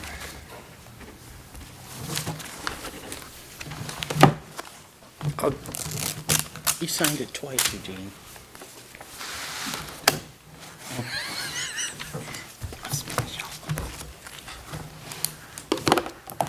Go ahead. We all set? Yep. Okay. Energy conservation improvement work planned for the Bennington School District schools this summer has been delayed. The work involves in large part replacing and upgrading lighting, windows, heating systems, and controls. Bennington voters approved the bond funding in the amount of $4,461,000 for the planned work on March 1, 2016. Since receiving this approval, the Bennington School District Board has been working to finalize arrangements for funding. The Vermont Secretary of Education, in 2 letters dated April 6, 2016, and April 21, 2016, have instructed the Bennington School District Board to follow the bidding process for public bids in State Law 16 VSA, Section 599B for the project, or restart the energy performance contracting process from the beginning and act in alignment with 16 VSA 3448F. The Bennington School District Treasurer has advised us that until the conditions in the letters from the Secretary of Education are addressed, the attainment of short-term financing or a bond for the project will not be possible. While this work will likely be completed in the near future, it will not be completed in time to allow the construction to commence during the summer of 2016. So, with that letter in the minutes now. We'll open it up to discussion, and we'll go from there. So, Jackie, you're first. Go ahead. Okay. I believe this board all wants to go forward with this. And you can all say you don't after, I don't care. This is my belief. And so I would like to put the RFP out again and send it to Efficiency Vermont. Now, I looked at this law several times, and I talked to Norm Etkin from the Vermont Superintendent's Association, which is also part of that law, that we should pass it through them. Well, Norm Atkins from the Vermont Superintendent's Association has never looked at an RFP. It is not his job to look at RFPs. His job is to inspect the schools throughout the state and to make recommendations, which he has done several times in the last decade. And that's where we came up with that we needed to go out for an RFP to do our energy improvements. So then I said, well, if they don't do it, does Efficiency Vermont? So I talked with Brad DeBauer of Efficiency Vermont. They do look at RFPs before and after. They will compare proposals apples to apples and will tell the board where the differences occur. They will not recommend a company. They will only tell you this company compares to this company. That's all they'll do for you. And they have been working since January with the company we chose before on the proposal that was proposed to us before. So it is my proposal as chair of the Facilities Committee that we resend out the RFP to Efficiency Vermont, ask that tomorrow. We send it to the RFP to Efficiency Vermont tomorrow, the same one we did last time, because also I checked that out. 4 other districts in the state use the same RFP, and they all have projects. They either had projects last year or this year that are being done. So there was nothing wrong with the RFP, and it's the exact same thing. So we send the RFP to Efficiency Vermont. Ask that Brad get them back to us by May 11th, and May 12th, mail out the RFPs to, we'll have to have a meeting, and then May 12th, mail out the RFPs to the companies that we mailed them out to last year, posted in the paper, May 12th, 13th, and 14th. That's what we have to do by law. RFP can be back by May 31st for a public opening. We will send it to Efficiency Vermont and not make a decision. When Brad gets back to us, hopefully by June 8th, we have a special meeting to award the bid. Now, we still can't do this project this summer, but if we can get the funding, we can buy the stuff at today's cost instead of next year's cost.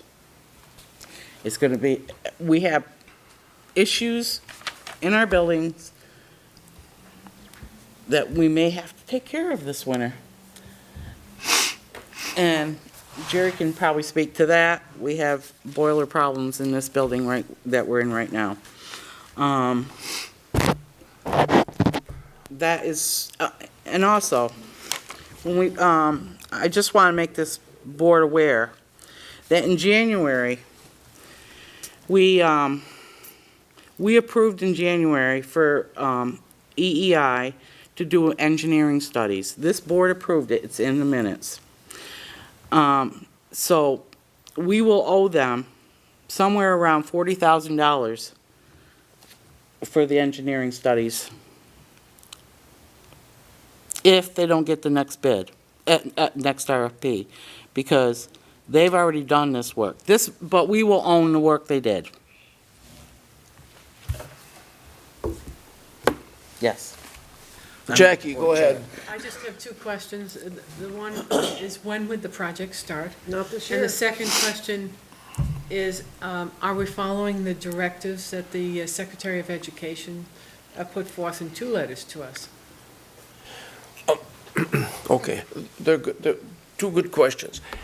Number one, it's my understanding that that whatever we decide to do, that the project will not be done this summer.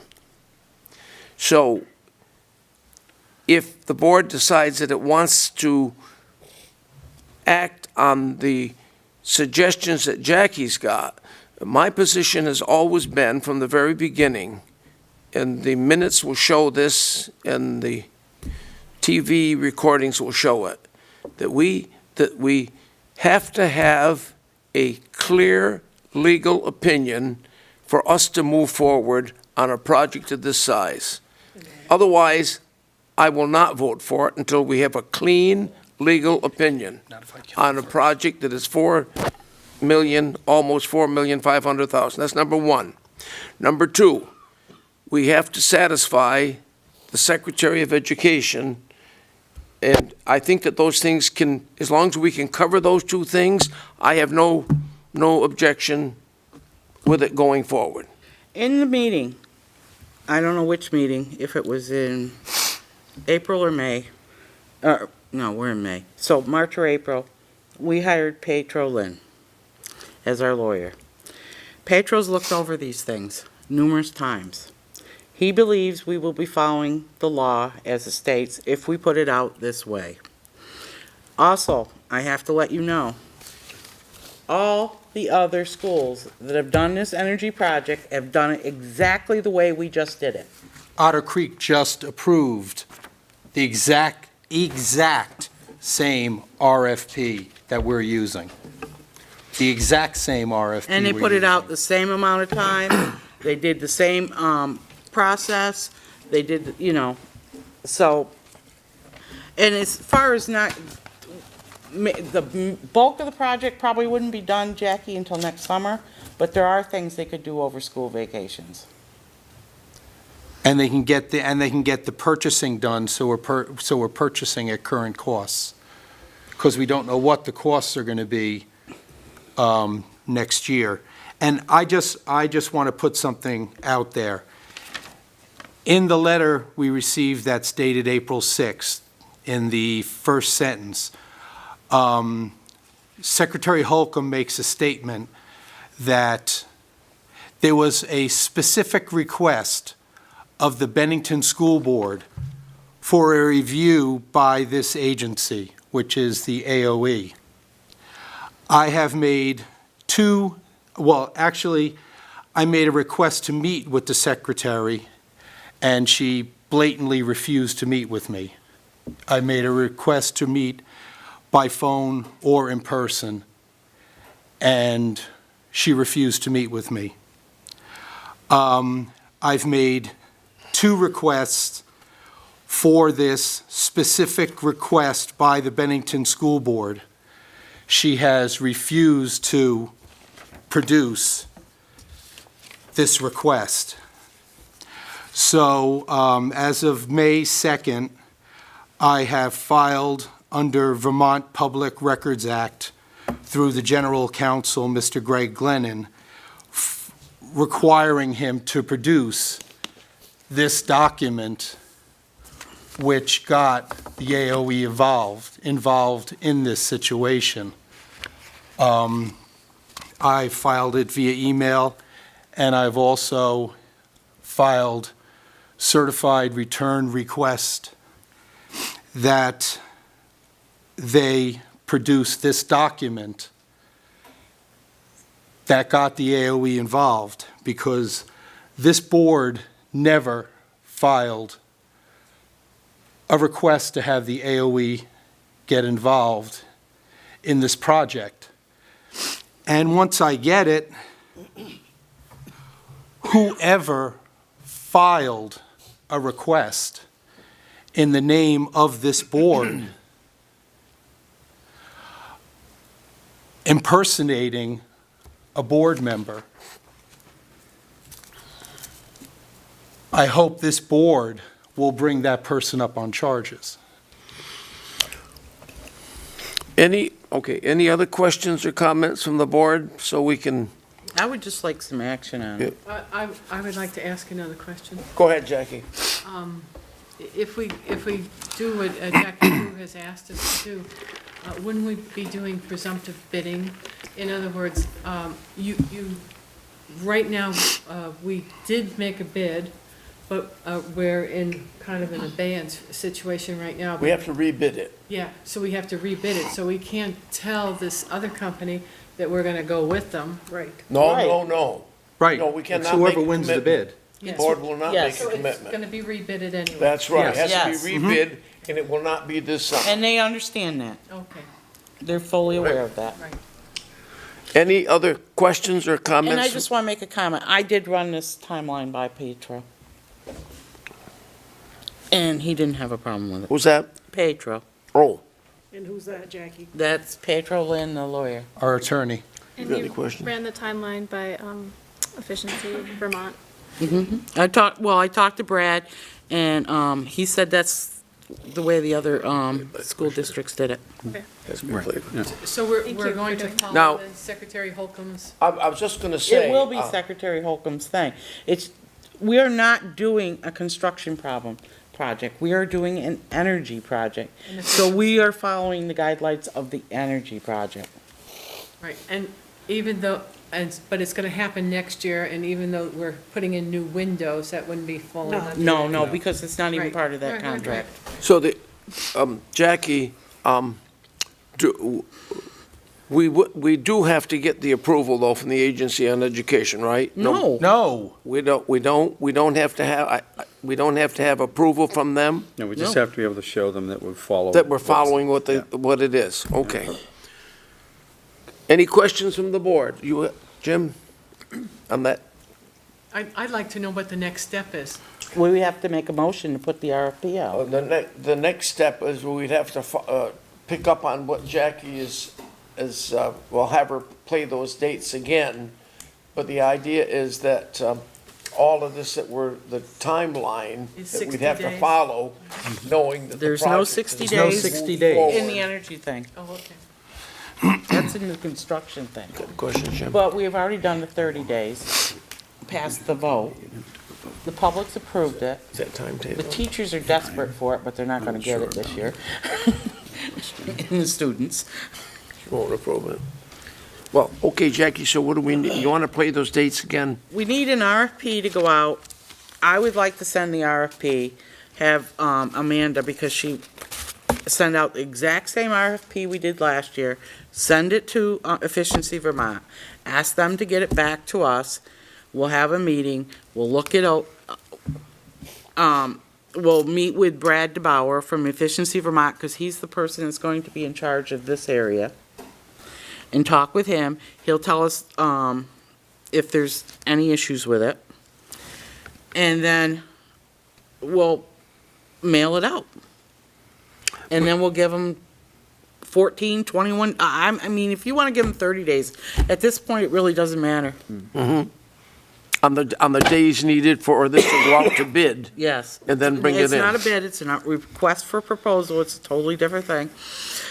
So I need some advice from this committee of who your attorney is, because We made the motion. SVSU attorney, who is your attorney, is Steve Stitzel. No, we have an No. attorney. But It's you need Pietro to take a Lynn. public vote to do that. You We haven't did done that. We did it. No, not in public. Yeah, we did. Two meetings, meeting ago? Two meetings ago? you The made a special motion to hire an attorney to investigate leaving the SVSU was what I'm told was the motion was, but not to hire to investigate that. So you would need my opinion so that he could be paid. You would need to do a, Pietro Lynn as general counsel. I make a motion to hire Pietro Lynn as our general counsel Wait. for the BSD.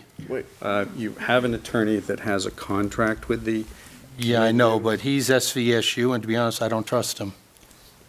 the issue is he does have a contract with you, and that's who we use. So I don't, it's beyond me on how you're going to But we wouldn't be the rectify first that. board that did that. Shasberry's done that, Pownell's done that before. So then you wouldn't do it for general counsel, because he already is under contract to be your general counsel. You would have to do it specifically for this project, say. And I Not if we believe- don't want to talk to him for general counsel.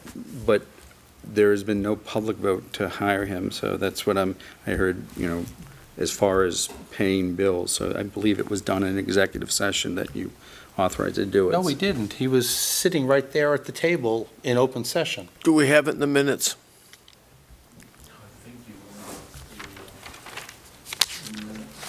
It would be the special meeting. Right, it was at central office. You voted to go into executive session with him, but you did not take a vote to hire. All right, he just made a motion. I The second motion it. was for general counsel. You have a general counsel who's under contract, so. No, he's on my contract for the recommendation SVSU. and to provide legal services to all school districts in the SVSU. So I'm not here to defend Steve Stitzel, but I don't want this board to get into the position that you're. Between two attorneys. You're in between two attorneys and that whole conflict issue. So my recommendation would be, if you want them to handle the energy efficient piece, limit it to that. Well, let me ask this. We have it in forms. In order to move, Jackie, what you said, do we need any further legal work? I don't think so, but if So, you well- want to make sure Well, that this yeah. is all done properly, we can That's- say that we want to work with Pietro Lynn on this energy efficiency All right, so project. I'll change my motion. I make a motion to hire Pietro Lynn as our counsel for the energy For the rebidding of project. the energy project. Can we afford it? We can't. Why'd you memorize our account? Hold on just a minute. Well, Hold on just a minute. We Just a can't, we minute. can't Hold on. afford sending. Do we kids- have a second to the motion? Yeah. Second to the motion. Discussion. Go ahead, Jackie. Well, I don't think we can afford it. Personally, we can't afford to send kids on field trips. How can we afford to hire an attorney, a separate attorney? Can we talk about why Go ahead. can we talk about why we want to hire a separate attorney? Because I don't know if that was talked about in open session. Do you want to do that in open session? I got absolutely no problem saying in an open session. Well, I just, Keep it professional? Well, okay. Steve Stitzel has worked for a couple of these that I said are going forward, these energy efficiency projects.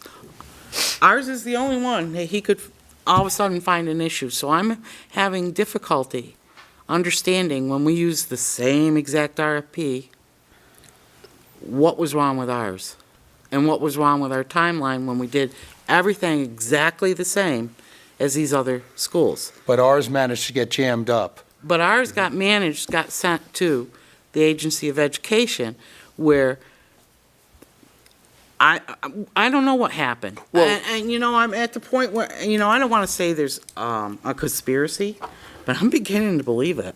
Well, let's see if we can't cut through this for a minute.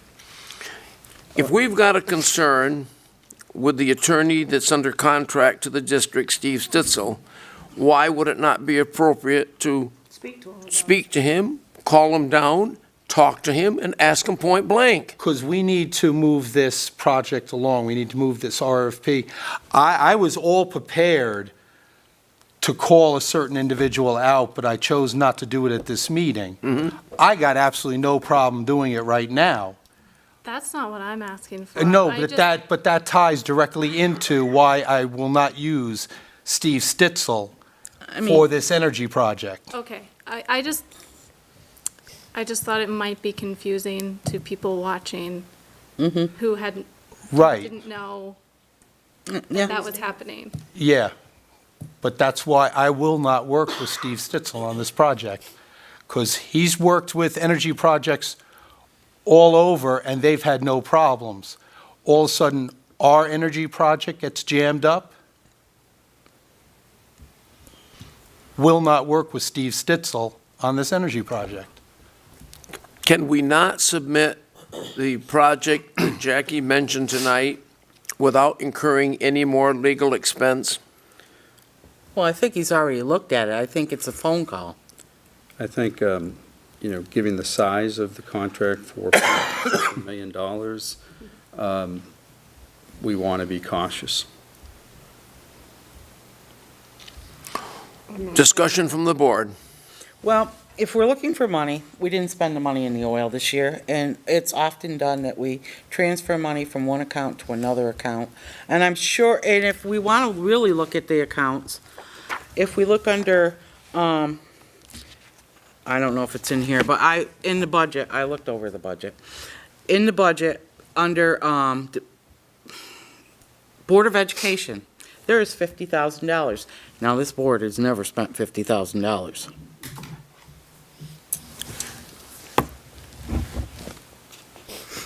So we could take it out of that line.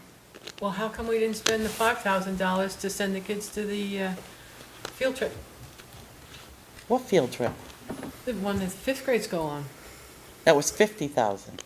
There's the 50,000. I didn't know it was there. Well, we can use it for next year. Why spend it? Well, I'm spending it for this year, that we haven't spent yet. Because if we don't, Jackie, if we don't spend it, it doesn't get used until it becomes a surplus, which doesn't even go towards next year's budget, goes towards the budget 2 years down the road. But Personally, I'm a taxpayer, and I'd like to see savings wherever you get savings. But you know, if we didn't spend money because we didn't think we had it, then something's wrong with that system. We should have known that we had that so that we could have sent the kids on the field trips. And there's field trips that we could go to right now. Do we have enough votes? I do. I'd If we're rather not spend doing the money for project kids to than for lawyers. Yeah. next summer, I mean, I understand that, you know, if we delayed it a month until we could. Get clear, Where that is clarification. going to harm anything. Yeah. Jackie, is there any major problem in order to get this business on the legal? I really end? don't care as long as we get this project done. All As right. long as we get the money for it and we start working on it. At this point, I'm not going to argue it All right. anymore. But I'm going to make it clear that we went out and we asked the voters for $4-point-something million, and we had this wonderful plan, and our classrooms were going to be heated on, you know, During the day, as opposed to heating everything at night and turning the heat and the off. kids were going to sit in classrooms where the univentilators weren't rattling anymore, so that the teachers had to shut them off, so there's no air exchange, you know. And now, because lawyers want to fool around, basically, Which they weren't doing on their own, basically. so our project got put on hold. It is going to go forward. If it's the last thing I do on this board, this project is going to go forward. All right, so I think that what we'll do is that we'll get clarification as far as the legal parts are concerned. Well, there's a motion and a second on the floor, so. There's a Read- motion and a second on the floor that we use Pedro Lynn to look over the RFP before we send it to Efficiency Vermont. And I don't have a problem with that. But that's up to the board. If you don't want to do that, then You could just send the Steve's looked RFP at it, out. so there should be no problem with sending it out. Steve is just such a super attorney. The Geraldine. Genevieve, Genevieve. I know, they keep calling you the wrong thing tonight. Genevieve, sorry. is the point of the motion that we're using Pietro Lynn instead of Stitzel? Yes. And not just that we're getting legal advice? It is. Okay, thanks. I would say yes.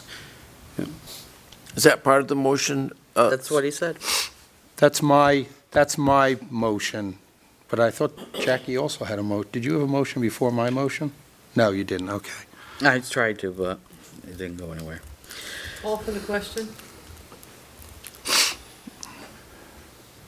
All those in favor of the motion?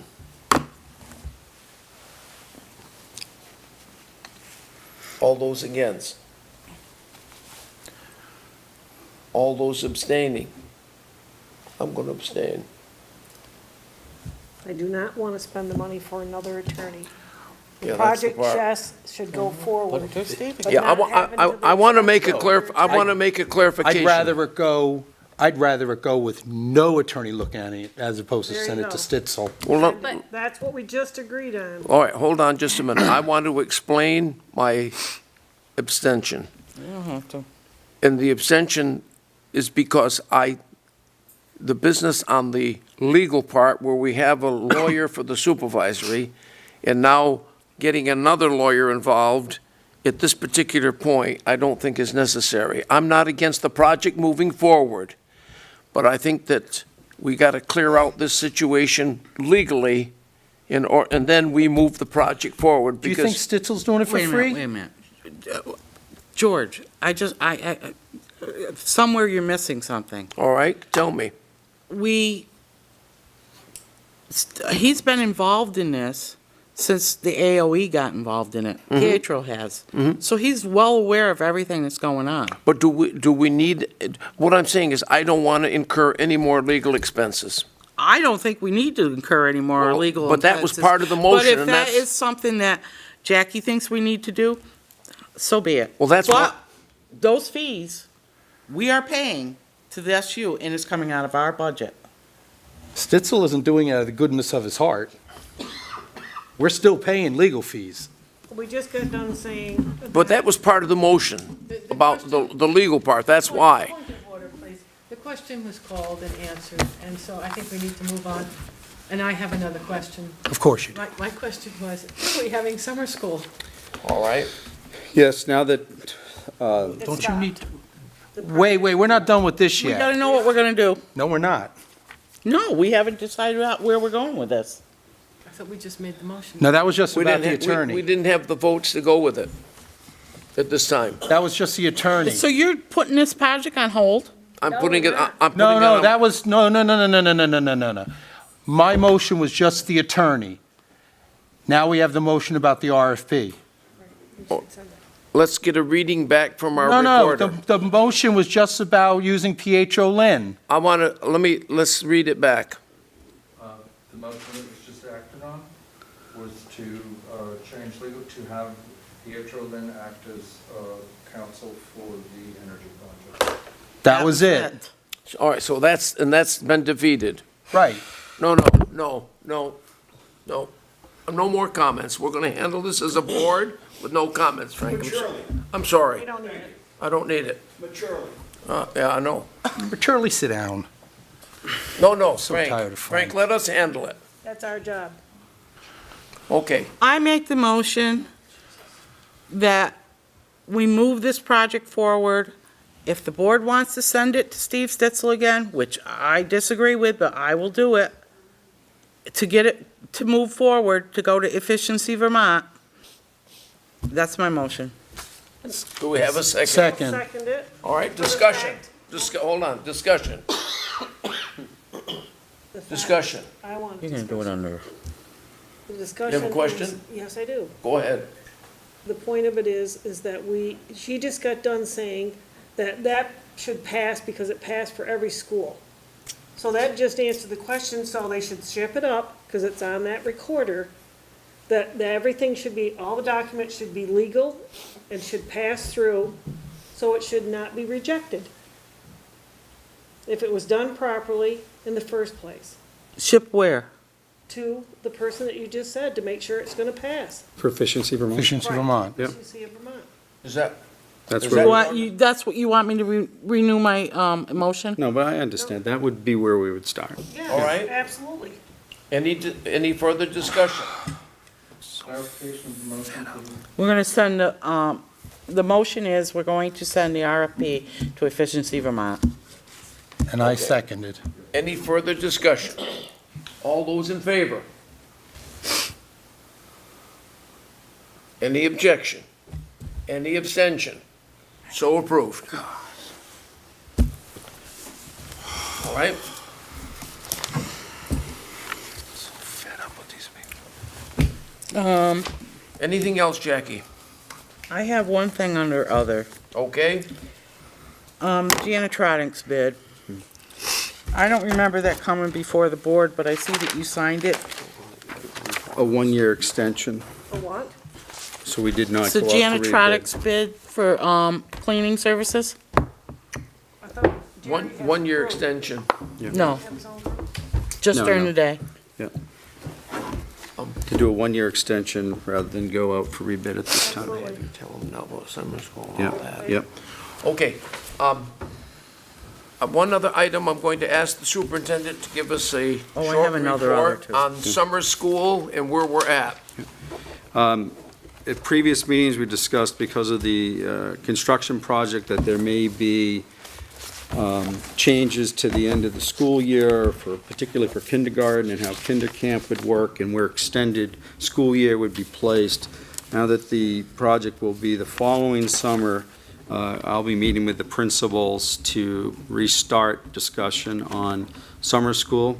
And it should be publicly noted that, as we said earlier, the end of school is going to be the 10th, if all boards approve, 13th if they don't, 13th for the staff. So any previous dates that you might have heard, because at one point I think kindergarten was going to end as early as June 2nd. So that won't happen, and it will be our intent, even though we were a little late in the planning, to get summer school started and information out to all families on that. So we'll be meeting with BSD principals and their summer school coordinators to get that done.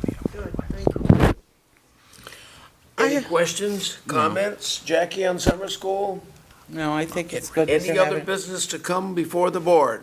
I just have one other. I attended the SVSU meeting, and at the meeting, Donna Leap and Laura Boudreau handed out the SVSU mission, vision, mission, and motto, and the action plan. And I would like that to come to this board so that we can see it too. And I'd like to see the copies of the assessments, what they measure, how they measure, and the supports that we provide for individual students. And I will look over everything on the SVSU website too. I just haven't got to that yet. Is that, Laura, Don, is that okay with Jackie? And I don't care if you do it next meeting or if you do it in August, but I would like to see it. I think it's important. Jackie, I'd like to make a motion that we adjourn. I'll second it. all those in favor signify by saying aye. Aye. Thank you.